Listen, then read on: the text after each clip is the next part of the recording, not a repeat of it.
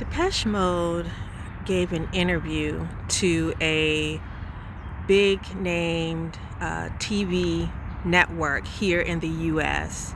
It came out on Sunday night, and a lot of people watched it. A lot of the fans or whatever watched it, and it's taken me a couple of days to kind of process that interview. And by the encouragement of my girl Jacinda, I'm gonna just mention a couple of things. But before I do, I just want to say this to the fans. Be careful of where you get your validation and your acceptance from in this life. I mean, we as Depeche Mode fans have been doing this for a long time. When it wasn't popular, when it wasn't, it just wasn't accepted by a lot of our family members, our peers, some of us, our spouses or whatnot. And we've hung in there. We've hung in there through thick and thin, whether the tour was sold out or whether it wasn't sold out. Depeche Mode fans showed up. We've been showing up for 42 years plus. So I just want to say, in anything in this life, be careful of where you get your validation from and what makes you feel accepted. Because I can say that this interview was not for Depeche Mode fans. It wasn't.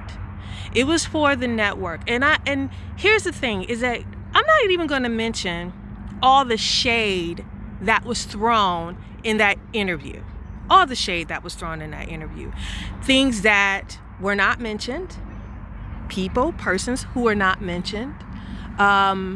Just a bunch of different things that I just see, but it's hard to cram in a lot in 7 minutes, right? So the interview, it looks like it took place about 6 months ago, and it had just been released, and that could have been for a number of reasons why the interview just came out. But I just want to say this, is that interview was not for me, and it was not for you. If you're a Depeche Mode fan, it was not for you. It was for the network. It was so that the network can seem relevant. And here's what I want to say. When you say relevant, that means matters. And Depeche Mode has been mattering for over 40 years. So whether you think we mattered or not. See, when you say to me, I'm surprised, Monique, that you're relevant today. I'm surprised that you're relevant in 2023. You know what that says to me? That says to me that you were betting on me to lose. You were betting on me to fade away or just die or whatever. But now you're surprised that I'm still here, that you're surprised that I'm doing what I've been doing. Baby, they've been doing what they've been doing for over 40 years. You're right, over 40 years, 42 years, 43 years, longer than that.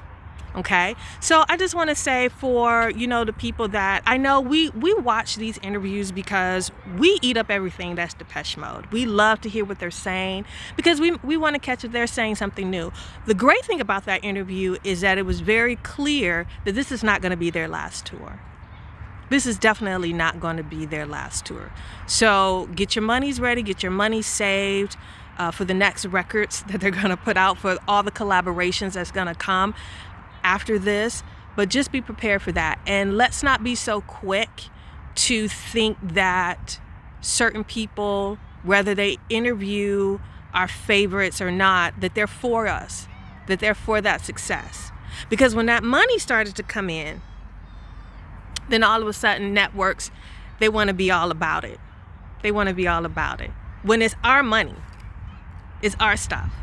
And they didn't even have the decency to recognize something huge that occurred a couple of years ago during a pandemic for Depeche Mode. They didn't mention that.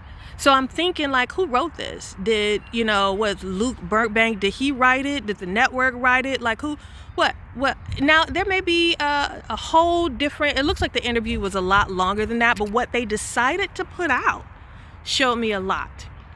And it just gave me a stronger zeal to continue to do what we do with the band, all the fans, the fan club that's here in Southern California, the Depeche Mode LA fan club, the fan clubs that are in Detroit, the fan clubs that are all over the world, including places that were not mentioned like Mexico, including places that were not mentioned like South Africa, including places that were not mentioned like just Eastern Asian places that have tons of fans there, but for whatever reason it was just regulated to the US and Europe, when they have fans, like Dave said, all over the world. Now, it was very humbling for Dave to mention that he thinks that they're probably the biggest alternative band in the world, and that's nothing to say about these other bands that comes out.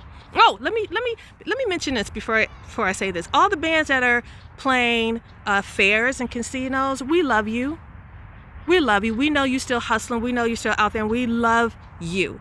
So again, like I said, it was just so much shade that was thrown on that interview, and I struggled with doing this video because I always want to bring happiness and joy to my fellow devotees and to the people out there, because we do live happy and wonderful lives despite the dark clothing, the dark makeup, the late night parties, all those things. We are very, very joyful, giving, smiling, happy people, you know. And so I wanna bring that, and I wanna just tell the fans, Depeche Mode fans all over the world, not just US and Europe, all over the world, that we see you, that we love you. Keep coming out, you know, keep believing, signing petitions for the band to come to you, to a place near you.